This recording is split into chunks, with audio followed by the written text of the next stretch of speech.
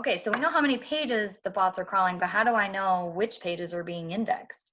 There's a very simple solution for this.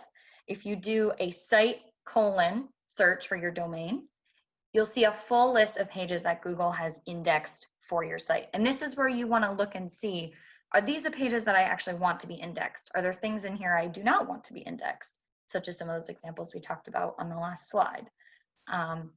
Is Google missing an entire section of my site?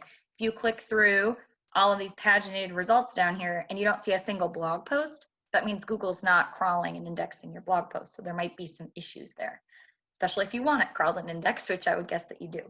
So this is, again, an important exercise to do regularly, just to make sure that your site is being properly indexed. And if not, then we'll want to make sure that we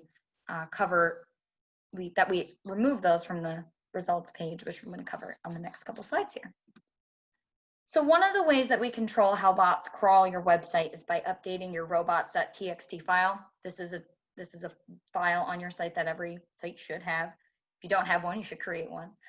But I do want to note that this is probably one of the most, if not the most powerful tool to use in crawling and indexing your website.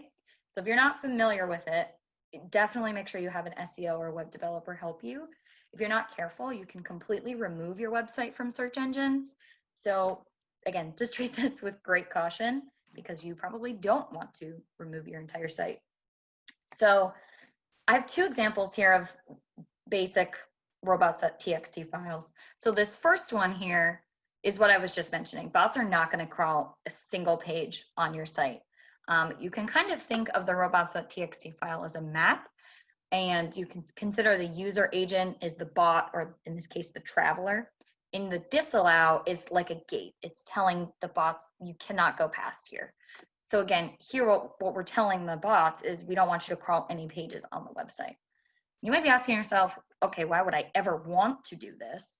A lot of times we use this for development or testing sites, because again, it's a duplicate of your main site. We do not want Google to crawl and see those pages. Otherwise, you're going to have a lot of duplicate content issues. So the second section down here, you'll see that there are some disallows. But what we're telling the bots is that you can go crawl pages, other pages on the site, just don't crawl these ones. So this is what you want your site's Robots.txt file to look like. You may not need as many disallows. Again, this is just an example. But again, you'll want to make sure that if you are disallowing pages, it's for sure pages that you don't want crawled. And we also have the sitemaps listed down here, which I'm going to talk more about sitemaps in a second. But if we're using the analogy of a map here, you can kind of consider the sitemap your road signs, right? This is telling Google, please go crawl these pages. These are the important ones that I do want indexed. So if you don't have your sitemap listed in your Robots.txt, make sure to get that updated as well. So what is a sitemap? Again, these are kind of the endpoints or destinations on the map. You can see that there's a list of URLs here. These are URLs that we do want crawled and we do want them indexed. So there's a couple different types of sitemaps. This example here is an XML sitemap, which is probably the most common type. And again, you should definitely have one of these on your site. If you don't know where to find it, you can ask your web developer or check your Robots.txt. Hopefully it's there. And you can see here, again, it's just a list of pages. This sitemap also has notated the number of images. It also has a last modified date. These aren't required pieces by any means, but again, the more information you give the search engines, the better. And there's also what's known as a TXT sitemap. This is a little bit more simple. It's just a straight up list of URLs. So it would kind of look like this over here. It wouldn't have the images and last modified. Either version's totally acceptable for the search engines.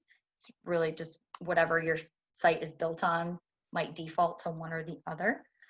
And again, you want to keep an eye on your sitemap regularly, because if you're adding and removing pages pretty consistently, you just want to be conscious that your sitemap file is being updated with the website. In some cases, it's not dynamic and you have to manually remove or add pages, which is kind of a pain in the butt, but if it needs to be done that way, then you want to make sure that that's being reflected there. Otherwise, again, the search engines could miss those pages. The other type of sitemap is an HTML sitemap. And so this one is more so for users, although it does have some benefits for the search engines. This is different from a XML or TXT sitemap, as it's a link on your website for users to find. Typically, it's linked in the footer, and it should contain a list of all the links on your website similar to the XML and TXT. And this can be really beneficial if you have a large site with a lot of pages. In this example, I used Microsoft. Obviously, that's a very, very large site. This is a small portion of their HTML sitemap. But again, can be helpful if users get lost and they're just not sure where to go.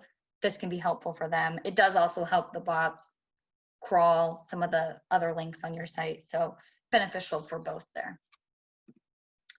And then once you know where your XML or TXT sitemap is located, you should submit it to Google Search Console and Bing Webmaster Tools so that they go crawl and index it.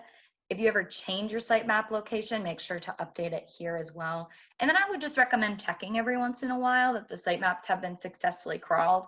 You'll see here that this one was crawled. You'll see it has 145 URLs. Probably want to spot check that and say, okay, is that how many are actually in my sitemap? And you can see the last date it was read. Again, you want to make sure that that's done on a semi-regular basis. And again, same thing with Bing. You'll see this one says status processing. So you'd want to come back and make sure that it gets indexed. It will also flag errors for you if there's any pages that it doesn't think should be indexed. So again, just keep an eye on this regularly because you want to make sure that the bots aren't having a hard time finding these links.